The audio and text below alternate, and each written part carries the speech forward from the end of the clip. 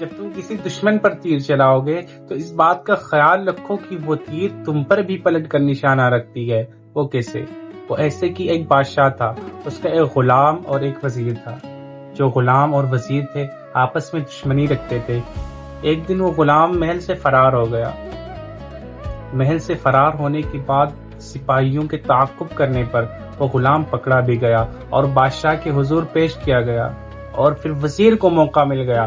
وزیر نے بادشاہ سلامت سے بولا، بادشاہ سلامت، آپ اس غلام کو، نافرمان غلام کو قتل کر دیں، اس کا قصہ ختم کر دیں۔